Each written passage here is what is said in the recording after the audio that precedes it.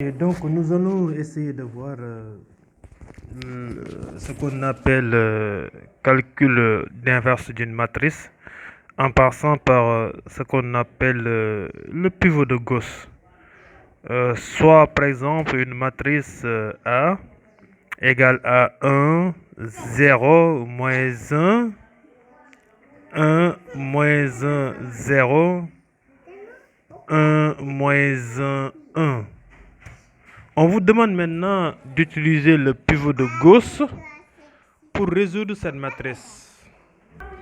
Donc, dans ce cas de figure, on vous demande de créer ce qu'on appelle l'inverse de cette matrice A. Vous savez les inverses des matrices, comme par exemple ici nous avons la matrice A qui est là. C'est ça qu'on appelle la méthode de pivot de Gauss. Là, vous avez la matrice d'identité. Maintenant, si vous projetez ici, ce qu'on cherche ici, c'est d'avoir cette matrice d'identité. C'est-à-dire cette matrice d'identité qui est là, on doit pouvoir le retrouver ici. Et la matrice d'identité de l'autre côté ici, on doit y retrouver ce qu'on appelle A-1. Donc, ici, vous avez le A-1. Là, vous retrouvez directement la matrice d'identité. Donc, arrivé à ce stade, on vous demande par exemple de calculer A-1 par pivot de Gauss.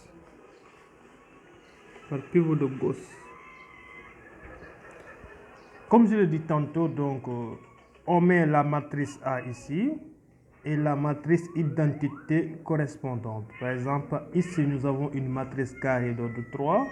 Donc, la matrice d'identité devrait être la matrice d'identité d'ordre 3. Maintenant, quand vous mettez la matrice A ici et que vous mettez de l'autre côté la matrice d'identité, l'objectif, c'est d'avoir ici, au bout du compte, la matrice d'identité et de l'autre côté, qu'on puisse avoir la matrice inverse. Maintenant, une fois que la matrice d'identité est obtenue, on arrête les itérations. Itération veut dire quoi? Les suites d'opérations que nous allons faire jusqu'à ce qu'on obtienne la matrice d'identité. Donc, nous allons pratiquer. Par exemple, je reviens ici, je mets 1, 0, moins 1. Ici, j'ai 1, moins 1, 0. Ici, j'ai 1, moins 1, 1. Je fais comme ça, un trait vertical, et là j'ai la matrice d'identité. Ça fait 0, 0, 0, 0, 1, 0, 0, 0, 1. C'est comme ça, et je donne à chaque ligne une appellation. Là, je l'appelle ligne L1. Là, j'ai ligne L2. Et là, j'ai ligne L3. Comme ça, c'est ça qu'on appelle la méthode de pivot de Gauss. Et là, je vais tracer comme ça. Maintenant, je vais choisir mon premier pivot. Le premier pivot est ici. Voici mon premier pivot. Maintenant, par chance, le premier pivot correspond à 1 qui est là. Parce que je dois retrouver la matrice d'identité ici. Ce qui veut dire que par chance, je tombe sur 1. Donc, je peux dire que la ligne L'1 est égale à la ligne L1. Parce que comme je devais avoir 1, donc je ne vais pas poser d'opération. Je reconduis la ligne. Donc, je dis L'1 égale à la ligne L1. Et là, je vais le mettre. J'ai 1, 0, moins 1, 1, 0, 0. Donc, j'ai la première ligne qui est L'1 égale la ligne L1. N'est-ce pas? Maintenant, au niveau de ce pivot-là, qu'est-ce que vous voyez? Vous voyez que le 1 qui est là est suivi de 0 et de 0. Donc, en principe, je dois tout faire pour que tous les nombres qui se trouvent en dessous du pivot soient nuls. Je dois retrouver 0, 0 en dessous de 1 qui est là. Donc, je dois avoir ici 0 et 0. Mais en lieu place, j'ai 1 qui est là. Donc, en principe, je dois tout faire pour éliminer le 1 qui est là. Donc, je vais écrire ça. Je dis L'2 égale L'2 égale. Ok, maintenant pour la ligne L'2, bon, il y a juste un processus. Par exemple, je dis la ligne L'2. Je vais choisir l'ancienne ligne qui est L2 d'abord. L2, je regarde la ligne L2 qui est là. Voici la ligne L2. Et je dis maintenant, je dois avoir à la place de un 0. Donc, je vais utiliser la ligne de pivot. Donc, je dis c'est L2 moins L'1. Moins L'1. Donc, ce qui revient à faire, d'abord, j'ai L2 qui est là. Je prends 1 moins 1. Ça donne 0. Moins 1 moins 0, ça donne moins 1. 0 moins, entre parenthèses, moins 1, ça donne 1. 0 moins 1, ça donne moins 1. Et vous avez 1 moins 0, ça vous donne 1. Et 0 moins 0, ça donne 0. Donc la ligne L'2, est déjà réglée. Donc on attaque la ligne L'3. Bon, même principe pour la ligne L'3. Donc je choisis l'ancienne ligne qui est L3 d'abord. Et je regarde par exemple ici pour la ligne L3, j'ai ici 1. Et je dois éliminer ce 1 pour avoir 0. Pour être dans la même logique que la matrice d'identité. Donc ici j'ai 1 et j'utilise la ligne de pivot, donc je peux dire que c'est moins L'1. Donc on y va, ça sera donc 1 moins 0, ça donne 0, n'est-ce pas? Ici vous avez moins 1 moins 0, ça donne moins 1. 1 moins, entre parenthèses, moins 1, ça donne 1 plus 1, ça donne 2. 0 moins 1 donne moins 1. 0 moins 0, ça donne 0. Et 1 moins 0, ça donne 1. Donc, la première itération est ainsi réglée. Donc, je choisis mon deuxième pivot. Et voici mon deuxième pivot. Parce que l'objectif, c'est d'avoir un 1 ici. Vous regardez, ce qui est là, je viens de l'obtenir ici. Donc, je viens de l'obtenir ici. Donc, je fixe mon deuxième pivot. Voici mon deuxième pivot. Maintenant, pour la ligne L'2, comme c'est la ligne L'2 qui contient le pivot, pour la ligne L'2, c'est ça que je vais faire. Je dis que la ligne L'2 égale. Ici, j'ai moins 1, je dois tout faire pour avoir 1. Donc, je multiplie par moins. Donc, ça fait L'2. Donc, L'2, c'est-à-dire L'2 égale à moins 1 fois L'2. Donc, ce qui fait que ici, je vais obtenir moins 1 fois 0, ça me donne 0, n'est-ce pas? Moins 1 fois moins 1 fois moins 1, ça me donne 1. Et moins 1 fois 1, ça me donne moins 1. Ici, moins 1 fois moins 1, ça me donne 1. Moins 1 fois 1, ça me donne moins 1. Et 0 fois moins 1, ça donne 0. Et ici, je cherche la ligne L'2. Pour la ligne L'2, donc pour la ligne L'1, je regarde. Ici, j'ai 0. Donc, pas la peine de calculer parce qu'on me l'a donné directement. J'ai 0 ici. Donc, je n'ai pas besoin de calculer. Donc, je dis que L'2 n'est rien d'autre que L'1.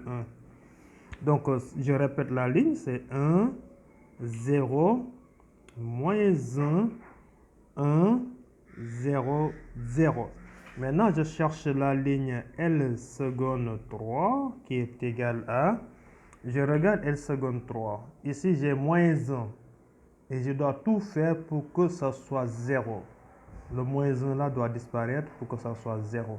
Donc, je dis que c'est d'abord L'3 plus L seconde 2 plus L seconde 2. Donc, on est là, entre les deux lignes. C'est L'3, voici L'3, plus L seconde 2, voici L seconde 2. Donc, j'ai ici 0 plus 0, ça donne 0. J'ai ici moins 1 plus 1, ça donne 0. J'ai ici 2 plus, entre parenthèses, moins 1, ça donne 1. N'est-ce pas? Ici, j'ai moins 1 plus 1, ça donne 0. J'ai 0 ici. Plus, entre parenthèses, moins 1, ça donne moins 1. Ici, j'ai 1 plus 0 qui est là, ça donne 1. La deuxième itération étant terminée, je choisis mon troisième pivot. Voici mon troisième pivot. Mais pour le troisième pivot, comme vous pouvez le remarquer aussi, par chance, on est tombé sur 1. Donc, ce n'est pas la peine de faire des opérations. On va tout simplement dire que L tierce 3 n'est rien d'autre que L seconde 3. Donc, je répète la ligne. J'ai 0 ici, j'ai 0 et j'ai 1. J'ai 0 ici, j'ai moins 1 et j'ai 1. Maintenant, ma mission, c'est quoi? Vous voyez nettement ici. Vous voyez nettement ici qu'au lieu de 0, j'ai moins 1. Ici, au lieu de 0, j'ai moins 1. Je dois les modifier pour que ça soit 0 et 0, pour que je puisse être dans cette dynamique-là. Pour que je puisse être dans cette dynamique. Donc, on y va. Je vais choisir d'abord pour L tierce 2. L tierce 2 égale, c'est L prime, L seconde 2 autant pour moi, plus L tierce 3. Voici la ligne. Voici la ligne L seconde 2 et voici la ligne L tierce 3. Donc, je commence ici. Je prends 0 plus 0, ça me donne 0. 1 plus 0, ça me donne 1. Moins 1 plus 1, ça me donne 0. N'est-ce pas? Je continue. Je suis toujours là. 1 plus 0, ça me donne 1. Moins 1 plus moins 1, ça me donne moins 2. Et là, j'ai 0 plus 1, ça me donne 1. Donc, cette ligne est déjà réglée. J'y vais directement pour la ligne L tierce 1. L tierce 1, c'est égal à L seconde 1. Plus maintenant L tierce 3. Donc, je suis ici à la ligne L seconde 1. J'ai 1 plus 0, ça me donne 1. 0 plus 0, ça me donne 0. Moins 1 plus 1, ça me donne 0. 1 plus 0, ça me donne 1. 0 plus moins 1, ça me donne moins 1. Et j'ai 0 plus 1, ça me donne 1. Ainsi, j'ai terminé. Parce que pourquoi j'ai terminé? Parce que je retrouve ici, ce que vous voyez là, je retrouve ici la matrice d'identité qui était là. Cette matrice d'identité est là. Je retrouve la même matrice d'identité, comme vous pouvez le remarquer. C'est-à-dire, cette matrice d'identité est là. Vous voyez? Donc, je retrouve la même matrice d'identité. Dans ce cas de figure, j'arrête les itérations et ce qui se trouve ici, et ce qui se trouve ici, c'est-à-dire 1, moins 1, 1, 1, moins 2, 1, 0, moins 1, 1, constitue votre matrice que vous cherchez, c'est-à-dire la matrice inverse. Comme je l'avais dit ici, j'avais dit ici, comme vous pouvez le regarder, que la matrice A, voici la matrice A. Si on continue les itérations, on retrouve la matrice d'identité. Et la matrice d'identité qui est là donne naissance directement à ce qu'on appelle la matrice inverse. Donc, c'est le chemin à parcourir tout simplement. Donc, vous quittez la matrice initiale, vous tombez sur la matrice d'identité ici. Et de la matrice d'identité, on tombe sur la matrice inverse. Donc, nous pouvons dire tout simplement ici que la matrice inverse qu'on cherchait A-1 n'est rien d'autre que 1, c'est 1 qui est là, moins 1, 1 est là, moins 2 est là, 1 est là, 0, moins 1, 1. Donc voici la matrice A-1, comme c'était demandé de le faire.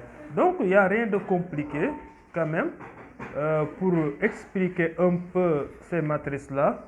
Bon, on va s'arrêter là et on se donne rendez-vous très prochainement sur d'autres exercices. D'ici là, on vous invite à vous abonner et à partager. Merci à vous.